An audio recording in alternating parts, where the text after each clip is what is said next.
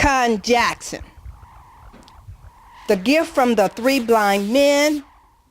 Conn Jackson. The gift from three blind men.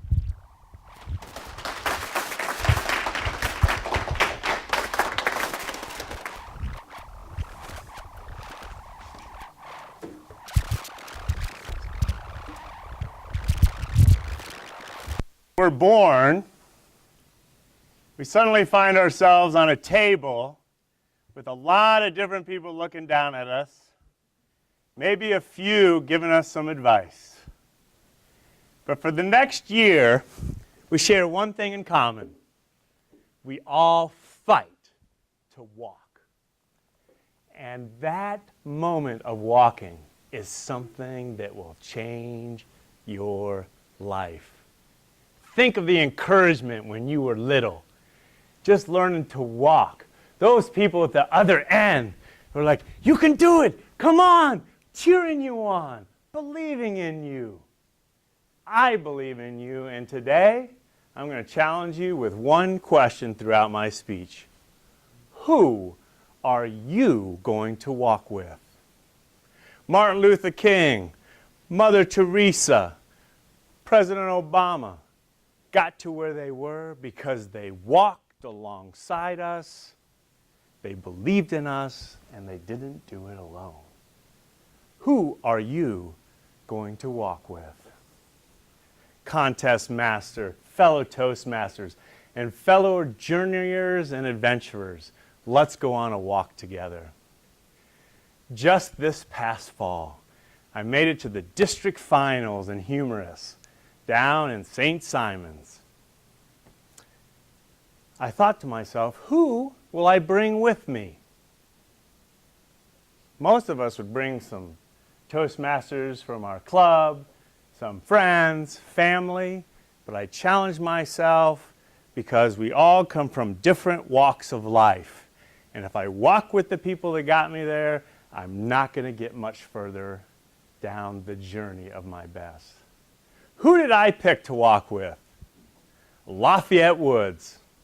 Lafayette Woods stands right here. This tall, distinguished, good-looking gentleman who's blind gave the best storytelling speech I ever heard. I said, you know what? If I'm going to learn to tell great stories, I need to walk with someone who tells great stories and share that time. I called Lafayette Woods up and said, Lafayette, it's Conn Jackson. Who? I said, Lafayette, Conn Jackson, I met you at Speakers Roundtable. Oh, yes. I want to take you to St. Simon's with me. I'm going to pay your way. You're going to pay my way? Yep. Can I bring two friends? And I said, certainly, and hung up the phone. Several weeks later, that trip was upon us. I went and picked up Mr. Woods. He lived on the east side. Picked him up, got him in the car, and we went to pick up the other two blind friends of his. We were journeying just under 75, 285, going to the east side. And the first stop was Boulevard. That's the first street after 75. 20 minutes later, I was passing Stone Mountain. And I was like, Lafayette, I think we missed our turn. He says, well, how do I know where we're supposed to turn? I'm blind. The reason I went 20 minutes too far was because he was telling me a great story. We picked up Willard and Smitty and headed down to St. Simon's. And it was from that experience that has shaped me as a speaker and as a man, because I answered the question, who am I going to walk with people who walk through life different than me. So there we were headed off. I gave that speech, I came off the stage, I was excited to meet my fellow companions, and Lafayette said, Conn, where are you? I said, I'm over here.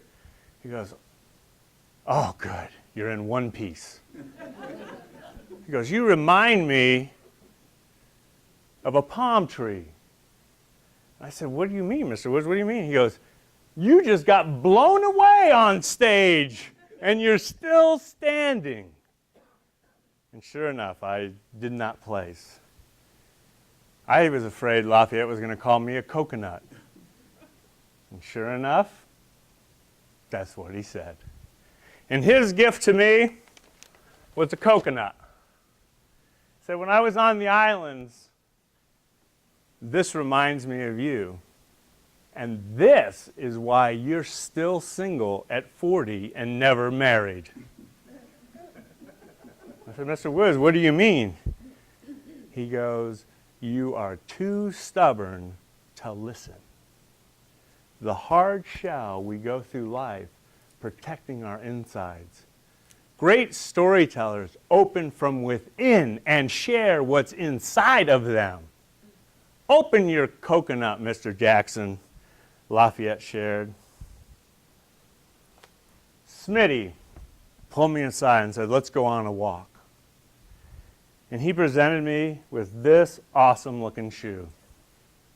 He said, Conn, I enjoyed listening to you speak, but you, son, are running through life and not walking through life.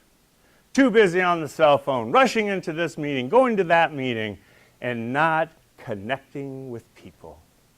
Slow down. People cannot walk alongside you if you're running. Martin Luther King did not run. Mother Teresa did not run. They walked in a direction that people could follow. And then Willard said, you need this more than I do. Really, Willard? I said, Willard, what do you mean I need this more?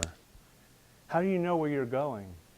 He said, Conn, when you speak, no one knows where you're going. Your speech is in little sections.